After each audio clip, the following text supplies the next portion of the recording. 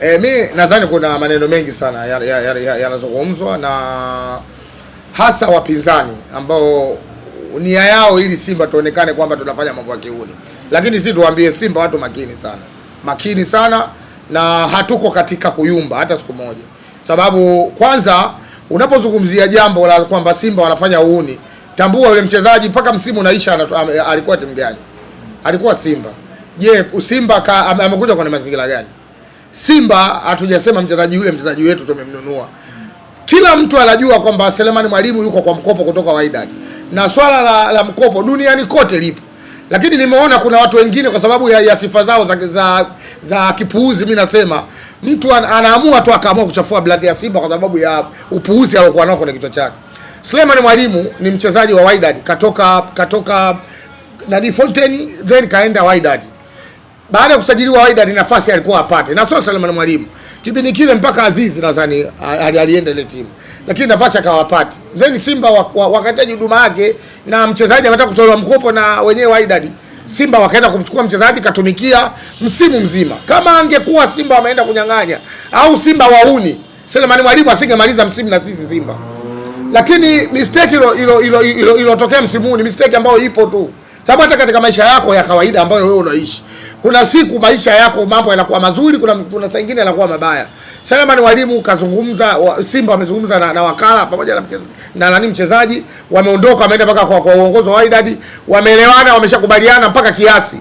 Simba wakaambiwa mwisho tarehe 30 mwezi huu waende kuingiza pesa. Wydad wamefanya mabadiliko ya uongozi. Inawezekana kiongozi aliyoingia alikuwa elewani na uongozi uliopita. Kwa hiyo baada ya kuingia pale kasema lile swala litambui. Hilo sio tatizo. Swala la kwamba alitambui, Simba hawajakataa kama yule sio mchezaji wa Wydad. Simba wanajua mchezaji wa Wydad. Na hata msemaji wetu katika mazungumzo yake ya jana ya juzi anasema kwamba mchezaji Selemani Mwalimu atabakia tena klabu yetu ya Simba kwa mkopo kutokea Wydad. Hajasema tumemnunua. Lakini nimeona kuna watu wanasema watu wanaifanya mchezaji wao kumbe sio wao waende kumrudisha, waache umbumbumbu. Elimu nayo hata kama hujasoma tembea uishi na watu.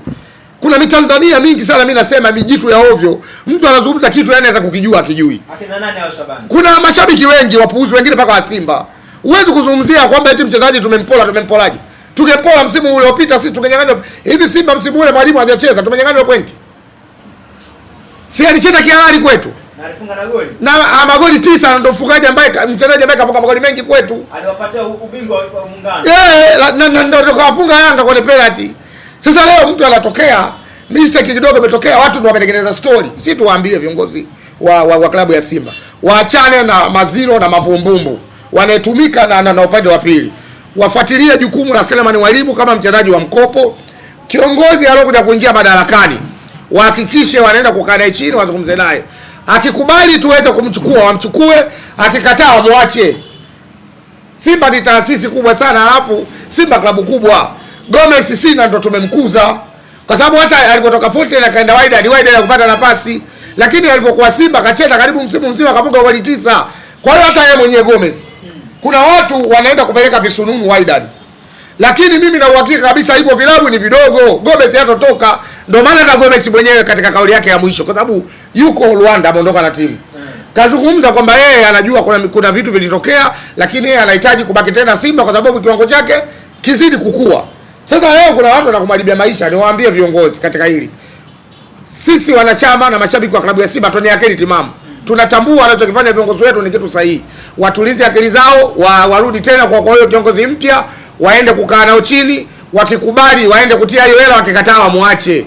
Kwa muda ambao Gomez kwa maana ya Selemani Mwalimu ndani ya klabu ya Wydad, labda mkataba ambao umesalia kwa maana ya muda, Simba mwezi mkafunza mkataba na mkamsajili Gomez kwa jumla kumiliki moja kwa moja. Inategemea wenyewe Wydad wanatakaje.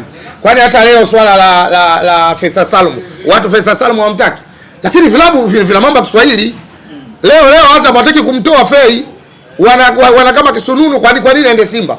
Wakati watambue Fei kuna klabu anatoka Zanzibar, akaenda Singida, akapigwa teke akaja Yanga. Ametoka Yanga amekuja Azam. Leo Fei timu ikitaka kumsajili watu wanaenda kuweka visununu. Yale mambo ya Kiswahili. Simba tukatazi mchezaji yoyote akipata sehemu dili lenye thamani zaidi. Kwa sababu najua ndio maisha yake. Simba ndio hivyo vitu vya Kiswahili. Ndio maana sisi tumeacha wachezaji wangapi labda wameenda nje ya nchi, wengine wameondoka wameenda katika vilabu vya hapa Tanzania. Lakini kuna vilabu vina mambo mengi ya Kiswahili. Sasa Selemani Mwalimu Gomez mpaka sasa hivi anamaliza ligi yuko chini ya klabu ya Simba na kalelewa vizuri na hadai mafao yoyote katika mkataba wake wa mkopo. Simba wameomba tena huduma baada ya mkataba wake wa mwaka mmoja kuisha. Mistake iliyotokea leo, kuna watu, yani kuna mtu wa Simba anakaa kabisa anakashfu viongozi. Hivi viongozi wa Simba angekuwa wana akili, sisi tungekuwa tuna wachezaji bora. Ina maana wachezaji wote wanakuja Simba wamechukuliwa na viongozi ambao wana akili. Wewe unaamini kwa kitu? Waache maneno, waache kupandikizwa chuki. Simba klabu kubwa. Gomez anahitaji mafanikio kupitia klabu ya Simba kwa sababu Wydad hana nafasi.